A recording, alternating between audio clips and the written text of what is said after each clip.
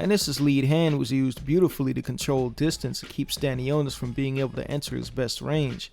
Boots used probes and mixed jabs to the body and head to keep Stanionis on the outside.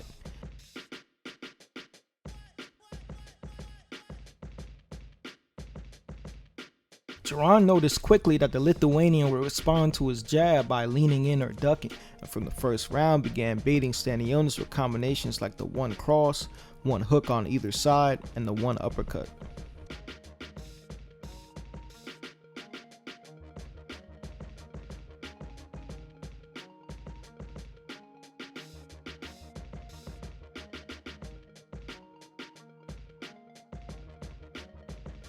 Eventually, Boots would attack the lean with lead hooks and uppercuts.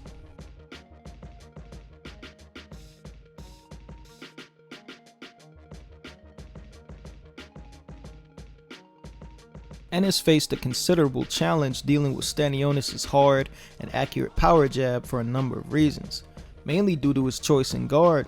Using a low guard or Philly shell took away any barrier against the jab.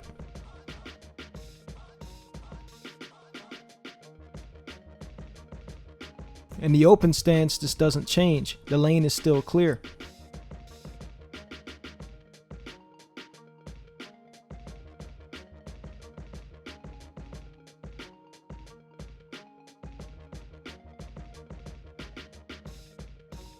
Stanionis also had a great deal of success countering Boots' jab or jab probes, especially taking advantage of Boots holstering his jab low after throwing it.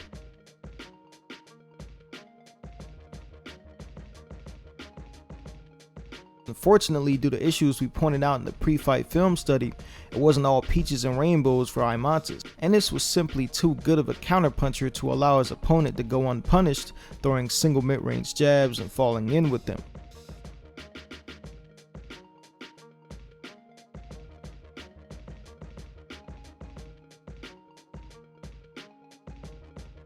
Ennis was able to pick apart Stanionis' high guard using lead hand probes and the power, mixing combinations to the body and head around the shields, and shooting straights down the pipe.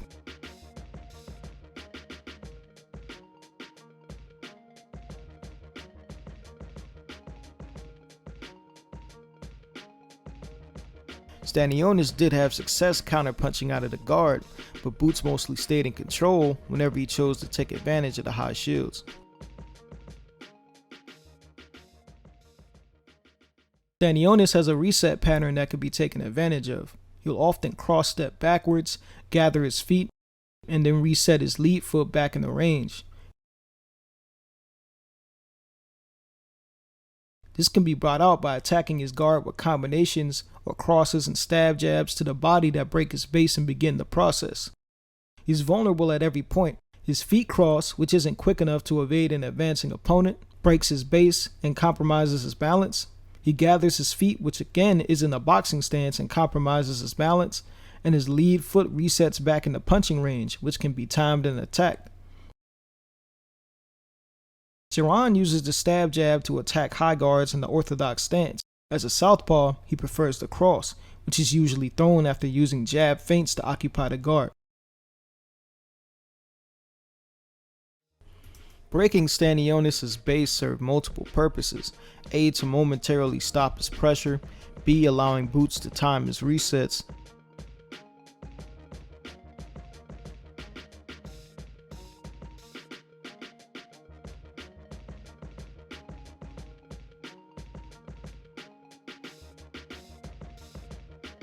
and C, giving Boots the opportunity to follow Stanionis out with offense.